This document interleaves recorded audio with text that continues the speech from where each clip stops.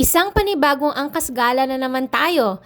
At dahil malapit na naman ang summer, siguradong magpaplano na naman ang buong barkada at pamilya para mag-swimming. Samahan nyo kami sa lugar kung saan ang tubig ay nanggagaling sa bundok. Pero isang muling paalala na maging maingat sa pagmamaneho ng ating mga motor. Laging siguruhing nakasuot ng tamang gears, ganoon din ang mga backriders. At ugaliing sumunod sa batas trapiko. Kaya naman, umangkas na sa panibagong biyahe with Miss Ang Casera.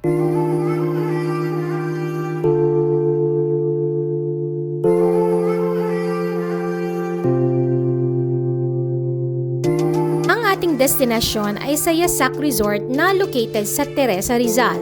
Madali lang hanapin ang resort dahil sikat itong resort sa Rizal, kaya naman nang medyo naliligaw na kami ay nagtanong-tanong lang sa mga residente doon. Ang pinakapalatandaan niya ay ang maliit na tulay na bakal. Kapag nadaanan na ang maliit na tulay ay malapit ka na lamang sa Yasak Resort. At habang binabaybay namin ang daan ay napansin ko unti-unti nang dinedevelop ang bahaging ito ng Rizal.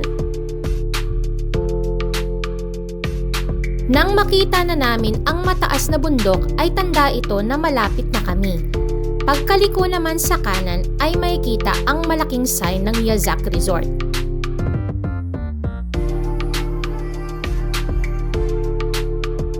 Napansin din namin na marami ng mga motor nakaparada sa labas, tanda na marami ng mga bumibisita sa Yasak Resort. Maliit lamang ang main entrance nila at makikita agad ang rates ng resorts para sa mga adults and kids. 80 pesos ang entrance fee per head at wala silang overnight stay. Ang cottage nila ay 500 pesos for 10 persons and sa exceeding number ay kailangan ng mag-rent ng panibagong cottage. Pwedeng magdala ng food at mag-ihaw sa loob ng resort dahil meron silang lugar para sa ihawan. Merong corkage na 30 pesos per bottle naman para sa mga drinks. May maliit na tindahan sa loob ng resort so if may kailangang bilhin ay hindi na kailangan pang lumabas ng resort.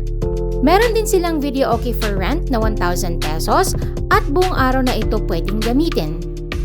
Ang operating hours nila ay from 7 a.m. to 4 p.m. Monday to Sunday. Ito ang kabuuang itsura ng Yasak Resort. Actually, kapag maulan ay may lumalabas na tubig sa bahaging ito ng pool kung saan ang tubig ay nanggagaling sa bundok. Pero kapag ganitong hindi naman maulan at sobrang maaraw, ay mayroon lamang silang makina na nagsusupply ng tubig sa pools. Ang sahig naman ng swimming pool ay marmol kaya hindi masyadong madulas kapag nagsuswimming.